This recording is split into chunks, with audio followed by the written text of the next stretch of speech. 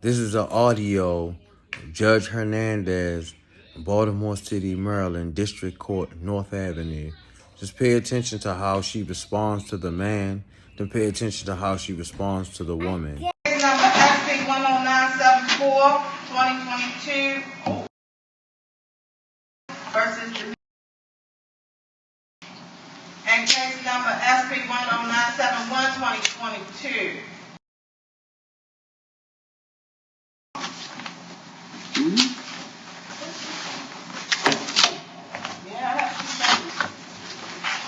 We don't have that on the docket sheet. For 945? No. We only have Mr. Oh, yeah. Here we go. She found 20 something. Well, hopefully 28. We just don't have it on here. Yeah. Okay.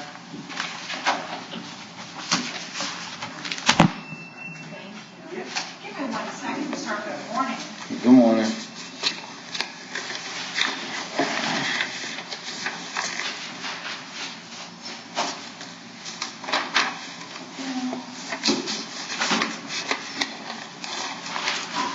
Okay, sir, good morning. Your name for the record, please.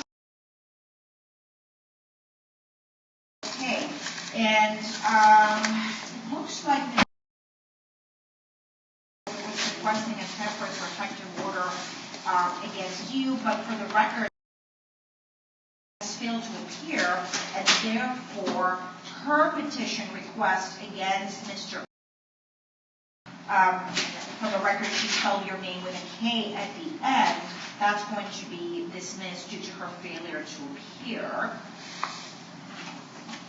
So you said her, She filed a petition against you, but she's not here, as you can see, so that request is dismissed due to her failure to appear. Okay. All right, so do you still wish to go forward with a temporary protective order against sir? Yes. Okay, how do you know Ms. Lee?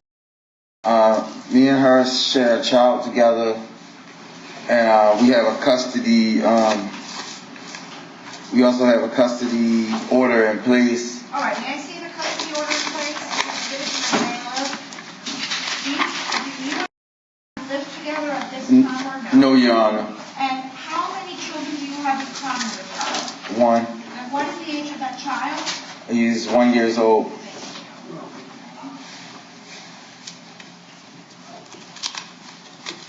And for the record, I am reading the order of custody that came in from the court on October 19th and 20th of 2022 on plaintiff, Mr. complaint for custody filed on February 14th of 2022 and amended September 19th of 2022 with the defendant, Ms. counter complaint for custody. Notice how the judge addresses the man. Knowing that there's two parts to this case, she didn't advise him of any of his rights. She got straight to it and started digging. Then wait and notice how she addresses the woman. Thank you. Calling case number SP 10971, 2022, Jamil. This case is from here earlier today. Okay. But they motivate hers for 245. Okay, thank you. So was it Oh, early? yes. Yes. I that was see. here. Yep, I remember. I remember well. Thank you. But they have a trial date coming up. I see. Good afternoon, ma'am. Your name for the record. Good afternoon. All right, let's swear her in, please. I don't believe she was here when we swore in the Raise your group. hand, please. You solemnly declare affirm under the penalties of perjury that the response to given statement may be the whole truth and nothing but the truth. Yes. All right.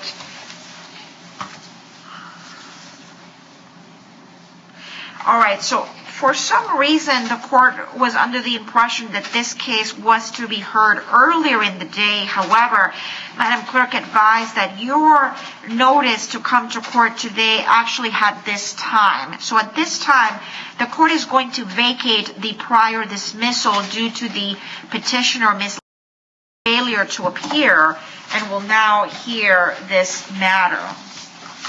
So, ma'am, you have a Fifth Amendment right not to say anything that could be used against you in any criminal proceeding.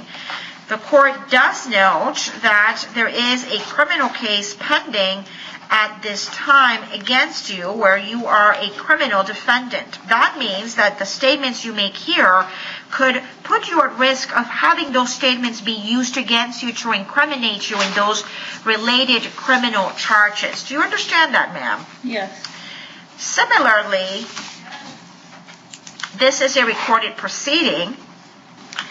Like I said, you have a Fifth Amendment right not to say anything that could be used against you or incriminate you in any way.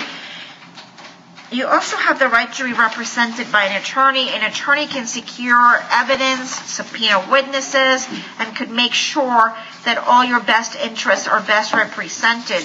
At this time, the court does note that you have a criminal case currently on a summons status for February the 15th of 2023, where it looks like the respondent in this case, Mr. is accusing you of a second-degree assault. You can have any private attorney in the state of Maryland represent you in that case, or you can petition to be represented by the Office of the Public Defender. In this courthouse, there's both the Commissioner's Office and the Office of the Public Defender. To be represented by the Public Defender, you must first go to the Commissioner. They're going to determine whether you are eligible for their services, and if so, they'll give you a piece of paper that says that you can be represented by them and you can go to the Office of the Public Defender. Again, both of those offices are here. You can also look and check out the resources provided by House of Ruth that serves victims of domestic violence, and you can also go to the sheriff's office to provide them with information on an address to serve Mr. Mad. So now, first of all, do you still wish to be heard and go forward against Mr. Yes, ma'am. All right. And how do you know Mr. Is my child's father? Okay, and how many children in common do you have? One or more? Just one. And what is the child's age? He is 16 months, 1 year old. Okay.